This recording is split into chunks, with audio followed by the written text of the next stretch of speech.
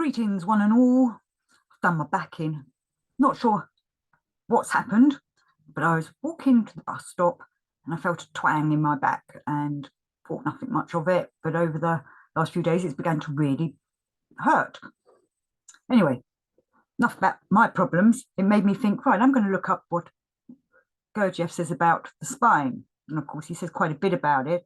And in some of the exercises, he talks about, like, for example, the I am exercise, when you have to use your spine in there because it's a nerve center. It's like I'm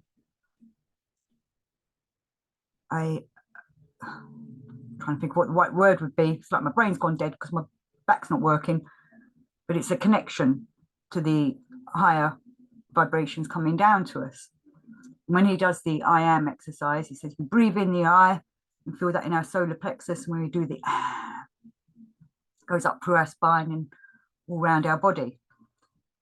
So the spine's a really important part of our exercises. So I was looking it up in All and Everything, the Beelzebub's Tales, and there's a few places that he mentions the spine. So I thought I'd do a bit of reading. So this is on page 778 of All and Everything. And he's talking about how we develop our higher perfected bodies, how we're working on them and creating them so that we can develop ourselves for this earth and for the next life, and planetary bodies and such like. So he's talking about the higher perfected bodies of free brain beings from the whole of our great universe, who've already united themselves at the most holy sun absolute, or protocosmos. So with God and the heavens. My neighbours are watching some kind of football. I don't know if you can hear that, but everyone's cheering. Someone scored. Quote, when these higher parts of free brain beings who are perfected to the corresponding gradation of objective reason get there, they fulfill precisely that function of the eeek, or cells of the head brain, for which function, as I've already said, our uni-being common father endlessness condescended at the creation of the now existing world to decide to use for the future those coatings to obtain independent individuality in the Tetat cosmoses as an aid for himself in the administration of the Idnargian world.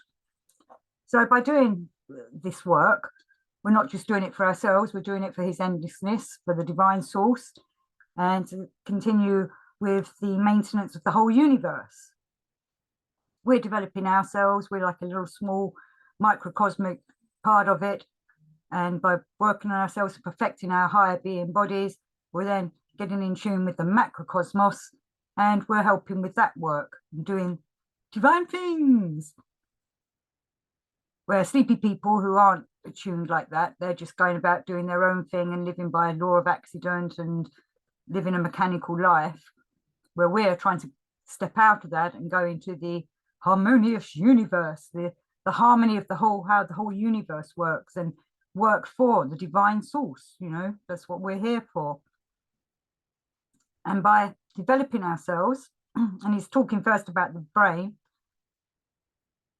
and it's coming down into them centers, the vibrations, if we open ourselves up to it, that by working upon ourselves and being more attuned, it comes down into our brain and will seep down into our spine. But anyway, let me continue.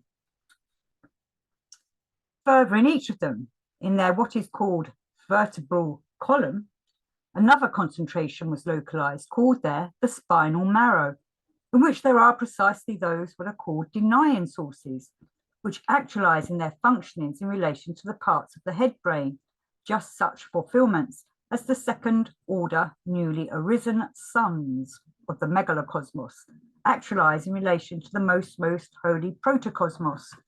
So all the different planets and all the different suns, they're all part of the hierarchy. And they're all working with each other. And you can sort of look at let's say the Milky Way is a bit of a spinal column for the Milky Way, maybe all the planets being part of a spinal column, all working, to work with the other planets and the other moons and onto the sun, which will then be working on towards the next part, the higher sun, into the sun absolute.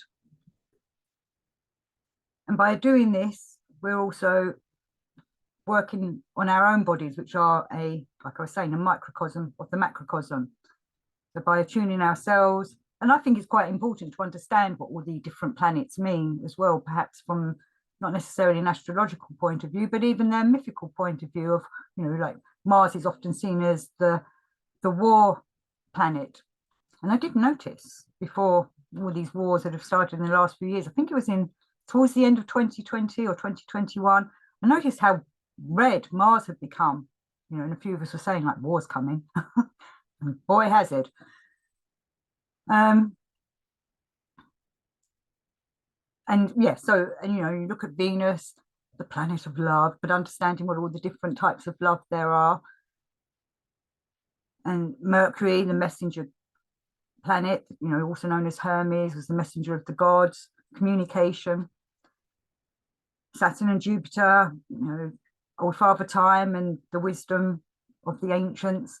But we had them kind of elements coming into us from them planets. So if we can attune to them as well, we will learn or become more attuned to the planets and being part of the cosmos as well. Because we are made of the stars and we're made of the universe. We have a bit of everything in us. And as the planets are vibrating out, we also want to vibrate out and send out the right vibrations to the rest of the world and onto his endlessness. You're back. So if you see me twinge, it's because I've just pulled me back again. But again, also, that's what I was going to say.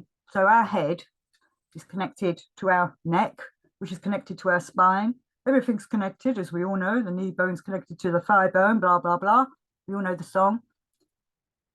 But that spine is one long bone going through our body, going upwards to help us connect with the divine, but also to come down into the earth with the end of our spine, the coccyx bone, which I chipped when I was a young child.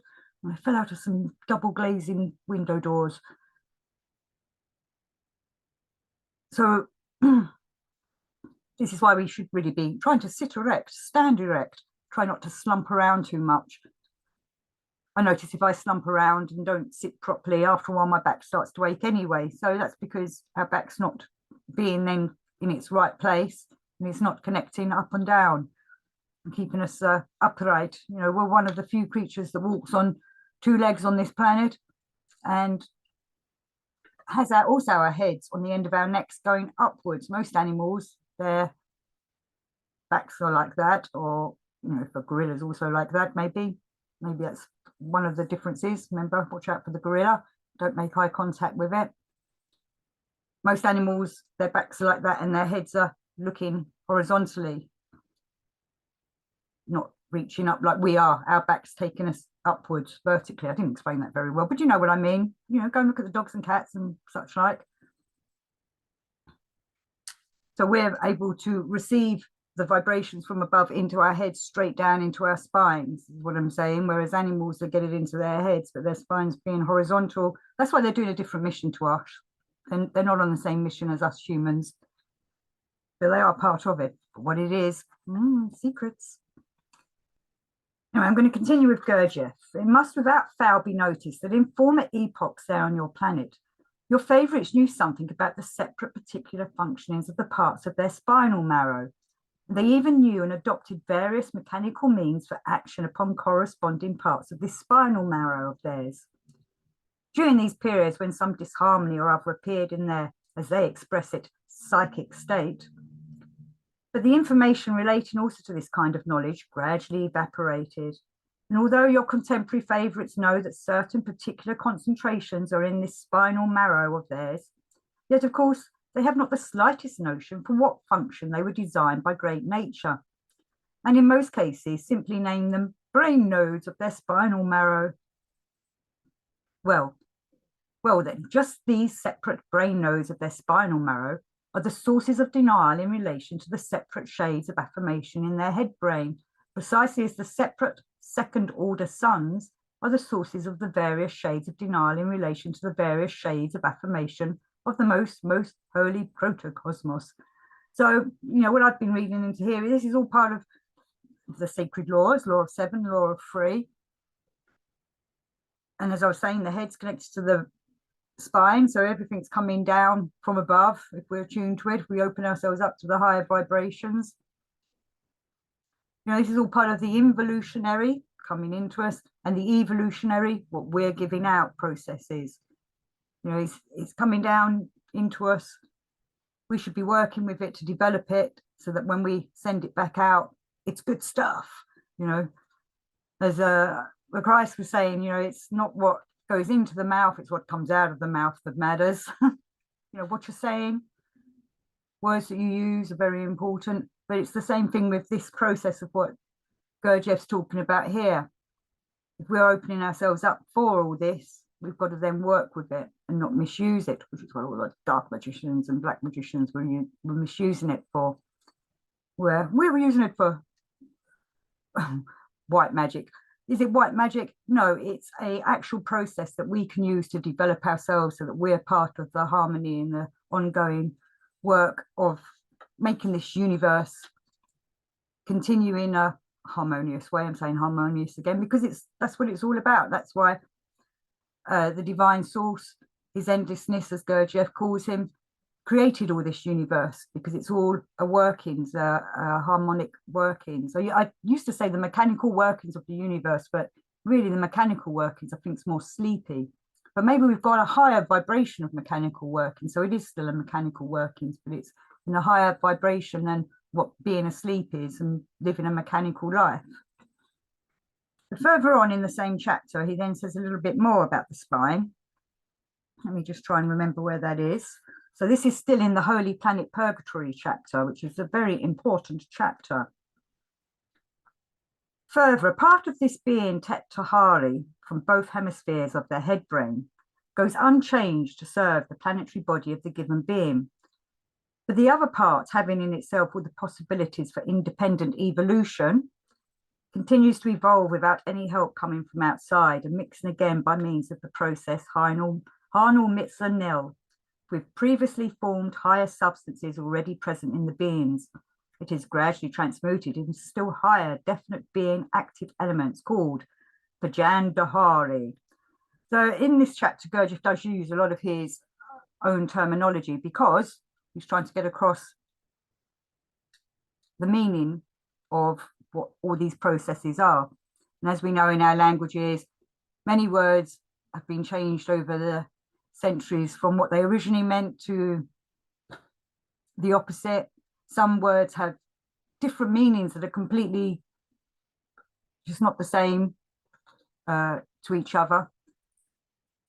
I'm trying to think of an example here, you know, like, you know, with the terror of the situation. He talks about the terror of the situation a lot. And over the centuries, there's become the word terrific, which is kind of like the opposite of terror. But terrific comes from the original etymology of terror. You know, terrific's fantastic, yeah, it's great. And terror is fearful. But anyway, this is why Gurdjieff uses certain special words that he's created to help get across the meanings of all these processes. Has he created them, or were they part of the ancient wisdom that he knew about? So many people do essays and lectures and all this on trying to decipher what these words mean or how he made them up, which could be, I think it is important still to know all the etymology if we can work it out. But at the same time, as long as they're actually doing the work, that's what's important. And these substances have as the central place of their concentration in beings what is called Sia Norianum, or as your favourites call this part of their planetary body, the cerebellum, which is perhaps also located, which in beings is also located in the head. Perhaps it's not located in the head of some people. Maybe that was a Freudian slip there, but it should be in our heads. So going back again to the work coming in and the energies coming in to our head, but we at the same time need to work. We need to ponder on all this, be open to it. You know, it doesn't just happen to people that are, well, maybe it does sometimes, that's a miracle. But this is why I try and encourage people to go and ponder on this work, because when you're pondering on it, you're attracting it towards you. And then it will start to help you in some way. You know, you'll get little handouts, little prompts or it'll all start coming together in your brain, in your cerebellum. Just these same substances in beings, according to the fifth deflection of the sacred Heptaparapashanok, Law 7, have the free possibility of giving in the manifestations of the common presences of free brain beings results not similar but opposite to each other. That is why, in respect of these being substances, the beings themselves must always be very, very much on their guard in order to avoid undesirable consequences for their entire whole. You know, and some people do crystallize in the wrong way in doing this work.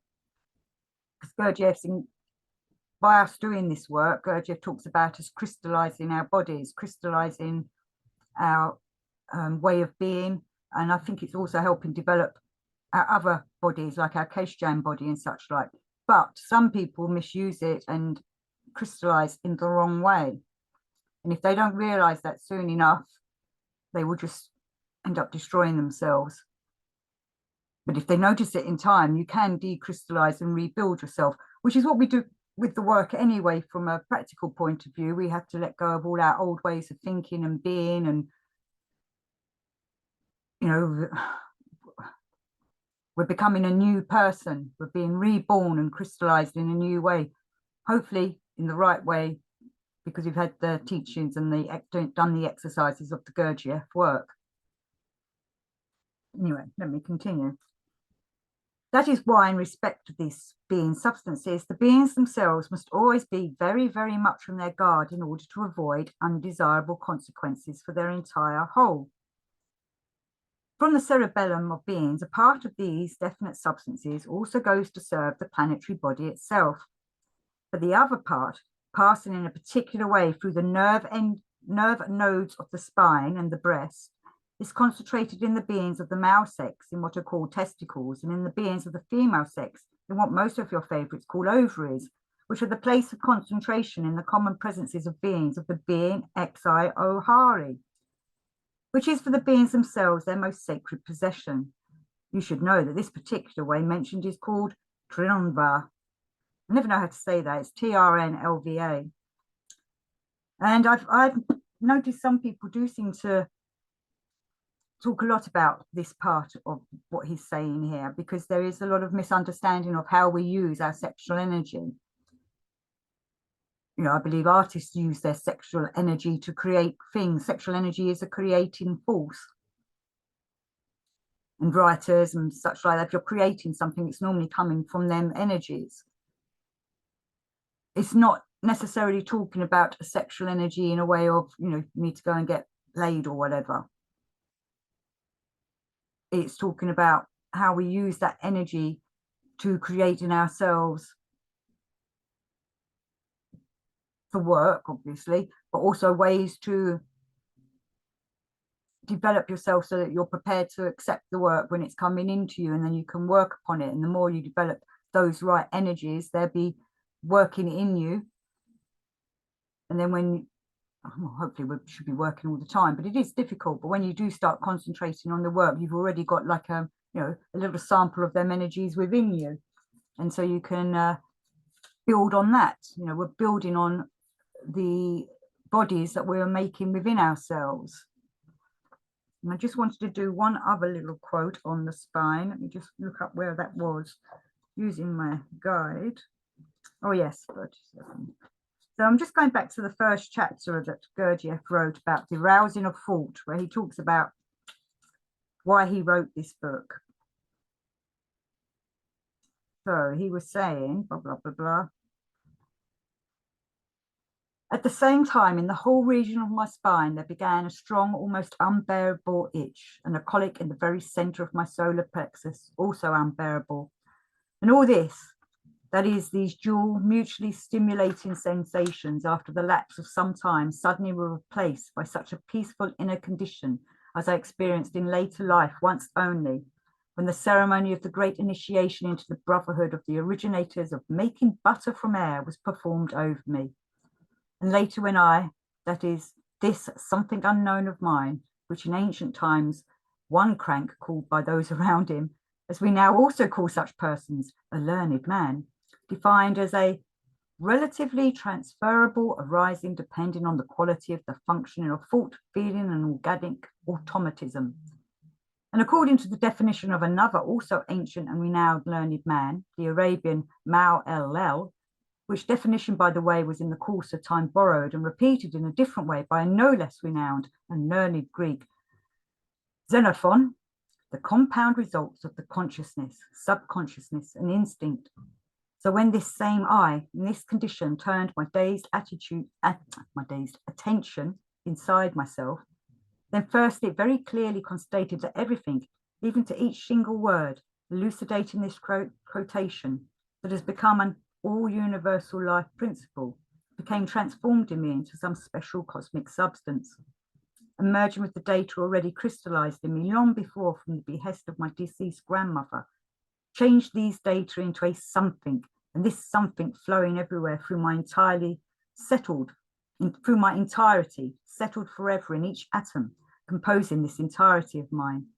And secondly, this, my ill-fated I there and then definitely felt, and with an impulse of submission, became conscious of this, for me, sad fact, that already from that moment I should willy-nilly have to manifest myself always in everything without exception, according to this inherency formed in me, not in accordance with the laws of heredity, nor even by the influence of surrounding circumstances, but arising in my entirety under the influence of free external accidental causes, having nothing in common, namely, thanks in the first place to the behest of a person who become, without the slightest desire on my part, a passive cause of the cause of my arising. Secondly, on account of a tooth of mine knocked out by some ragamuffin of a boy, mainly on account of somebody else's slobberiness. And thirdly, thanks to the verbal formulation delivered in a drunken state by a person quite alien to me, some merchant of Muscovite brand, end quote. So that's quite a lot there. I know it's a really long sentence he writes. But he's talking about how different influences put him onto the path, and different influences hopefully are putting you onto the path as well. Obviously, if you read The Aroused and Afforded, it talks all about why his tooth was knocked out. And, you know, you can see so many meanings into what that story is all about. But the reason I wanted to read that was because he was saying how it affected his solar plexus and his spinal cord, and the two working together made him go forward and write this book, All and Everything, Beelzebub's Tales to his grandson. And we have to feel them influences in us strong enough to make us continue to do the work. And I'm sure you are feeling that, otherwise you wouldn't be watching these videos. You know, your spine is like a receiver, your solar plexus is also another receiver, but we need both of them working so that we can receive. So thank you for watching. May you all go forward with your receivers working fully optional and be doing the work of the divine source and helping in the continuing development of the harmonious universe that we live in. Peace and harmony to one and all.